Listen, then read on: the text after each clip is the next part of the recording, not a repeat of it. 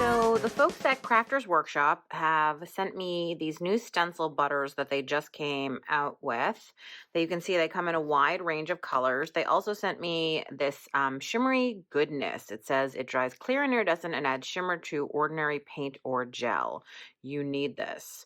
So my theory is that these, which also are going to be shimmery and cool, can also be created by using the shimmery goodness with any color paints that you want, but we'll see if that works or not. I think that these are going to be a little bit like modeling paste, but again, we're going to try them out together and see. I have a black tag and a white tag. I'm working on top of a piece of palette paper, and I have a palette knife. So this stencil is called Cutouts. I'm going to start on my light tag first. This is the 6x6 version of the stencil. And you can see it is in fact very shimmery and it looks pretty stiff. Again, like maybe modeling paste. So it feels a little bit soft. So it's a little bit softer than like hard modeling paste, I would say. Ooh, yeah. So that feels really nice. It's sort of like icing is the best way that I would put it. And I'm just gonna go over my stencil, as you can see, like so. I'm going to take a baby wipe and clean off my palette knife because I think we should introduce a second color, because why not? So I'm going to use some of this turquoise and I'm going to see how these colors mix. I'm always curious when I use a new medium about how the colors mix. I don't want to do the whole thing, just portions of it. And let's see how this goes. Okay, so, ooh, that is beautiful. So I assume that the beautiful shine we see on it will absolutely stay when it dries. So I'm going to put this aside. You can see the dimension on it is a lot like you get from modeling paste. So let me put this aside. And now I'm going to just wipe off my palette paper so that I have a nice clean surface. You could also use a Teflon craft sheet, or you could just use a piece of paper, you know, and turn it over or move it aside so that you don't have a messy piece of paper to work on. So here is my black tag, and there is still paint on here. There is still plenty of this stencil butter on here. So I'm going to mix in a third color. So the yellow should pick up the pink and the blue. So you'll notice I'm actually using a pretty primary palette, right? The pink is red, the yellow is yellow, and the turquoise is the blue. But we should get now all of these colors mixing together, with the yellow obviously being in the lead. So it's getting kind of a cool streaky effect here. And then I think, although I could be wrong, so we're going to find out together, that we can open up the shimmery goodness, which is clear. It's a little runnier than the stencil butter, but not much. And let's see if we can't clean off some of the dirty stencil and get some of those colors just basically mixing with the clear. I do wonder how the clear is going to dry on the dark tag. I'm super curious about that, but we'll find out. So again, I keep cleaning my palette knife just to make sure it stays nice and clean. So let's remove the stencil. Ooh, and take a look at what we've got.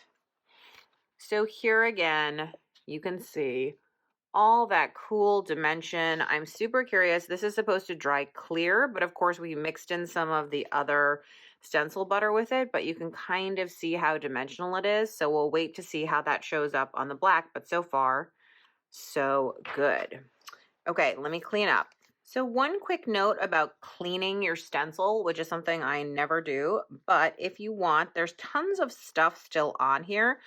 So I just have a baby wipe, and as I rub, I'm just sort of focusing on cleaning it onto my tag. So this is going to be much less dimensional because it's a thin sort of clean up layer, but I'm still basically cleaning the stencil while also getting a print.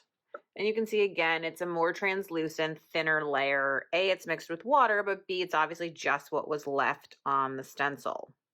So you could go ahead and scrub this in your sink with soap and water, or you could be me and just put it aside because you don't clean your stencils and it's totally fine. So now I'm ready to go ahead and try mixing up my own kind of stencil butters. So I am going to use the TCW Shimmery Goodness, and I'm going to use 2 different colors of Liquitex Basics. The ratio that I'm going to use is about, I would say, 2 to 3 times as much Shimmery Goodness as paint.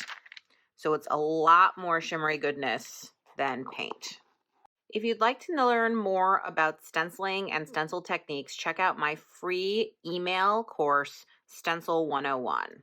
Because I want to test this on a dark and a light surface, I'm going to cut a dark tag in half, and I'm simply going to glue it each half onto a light colored tag. And that way I'll have 2 tags, which are both dark and light.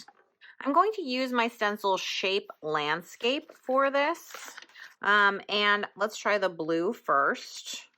And then I'm going to mix in a tiny bit of yellow just to see how the 2 colors mix. You can see that just like a modeling paste would, it's actually hanging beyond the edge here. So you can just take your knife and scrape that down so that it won't dry like that. And I'm going to put this aside to dry. And now I'm going to use my Fantasy Tile stencil, and we're going to use primarily the yellow. When I say my stencil, it's because these are stencils that I have designed for the Crafters Workshop.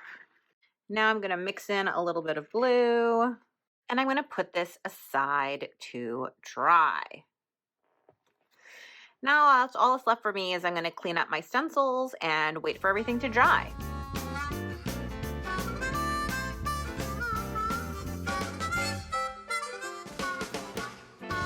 Quick note while my tags are drying, whatever the colorant is in the Shimmery Goodness, it is dyeing my fingertips. I have cleaned or scrubbed my fingertips pretty aggressively with a baby wipe, which usually removes most acrylic paint and stuff, but it's obviously a colorant that dyes your skin, so you might want to wear gloves or just be aware of that. So everything is dry. Here is the original tag that we did. You can see how shimmery it is, and everything does dry dimensionally.